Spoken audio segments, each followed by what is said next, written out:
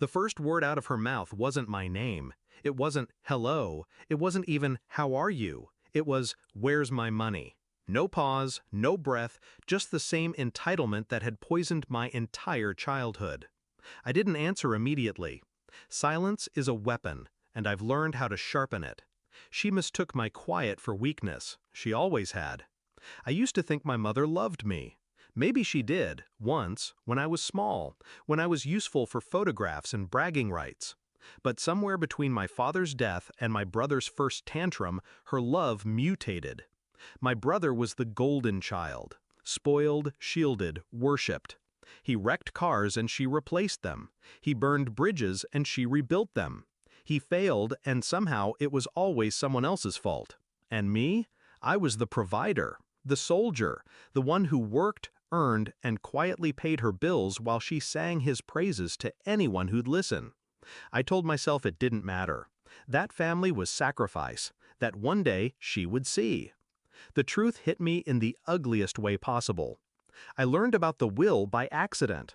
An attorney friend called me, hesitant, almost apologetic. My mother had drawn up papers. Everything was going to my brother. The house, the land, the accounts I'd been filling thinking they were hers. Not a single line for me. I didn't cry. I didn't yell. I just stopped. Stopped visiting. Stopped sending checks. Stopped pretending. For the first time in my life, I cut the cord. 1 month later, the phone rang. Her number flashed on the screen. I answered, curious to hear which mask she'd wear.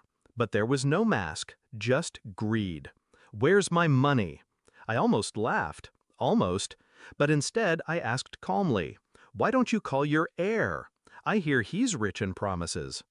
There was silence on the other end, the kind of silence that reveals truth. She hadn't told him. Of course not. She couldn't risk him knowing how much of her life was propped up by me. She tried charm next, the soft voice, the motherly guilt.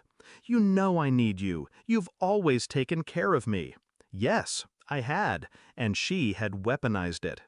You made a choice, I reminded her. You chose him. You made it clear who matters. That was just paperwork, she snapped, dropping the act. You're still my child. You'll still help. Paperwork. That's what I was to her. Ink on a page, easily erased.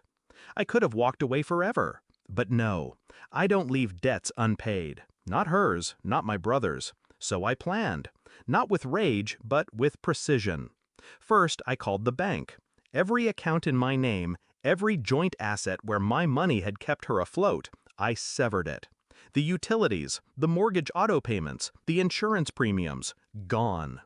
Then I called her creditors, quietly, respectfully, explained that she had no income of her own, that they should direct all future communication to her beneficiary. Next, I reached my brother, not directly, through whispers. Old friends, family acquaintances, people who love gossip more than air. It didn't take long for him to hear the truth, that our mother had written him into the will because she had nothing left to give while alive. That every luxury she flaunted was bankrolled by me. I knew exactly how he'd react. He'd confront her, loudly, brutally.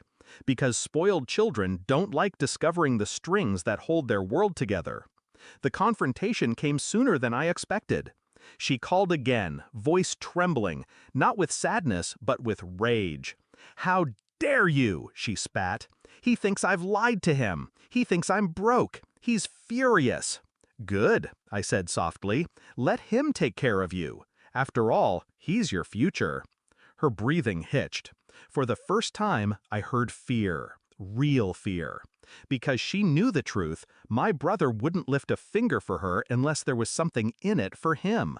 And she had already promised him everything. The last time we spoke, she didn't yell. She begged. Please, just a little help, until things settle.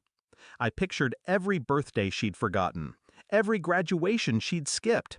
Every time she'd told me to be grateful while she handed my sacrifices to him. And then I pictured her will, her betrayal, written in black and white. No, I said simply. Consider it practice. You wanted me erased from the end of your life. Now you get to live that reality while you're still here. I hung up. It's been months. She still calls sometimes. I don't answer. I hear through whispers that my brother resents her now, that he won't give her a cent until the house is legally his. She's alone, cornered by the very choice she made. Do I feel guilty? No. Do I feel sad? Not anymore. I feel free. Because I finally understood, betrayal isn't always a knife in the dark. Sometimes it's ink on a page. Sometimes it's a mother who forgets that love is proven, not purchased.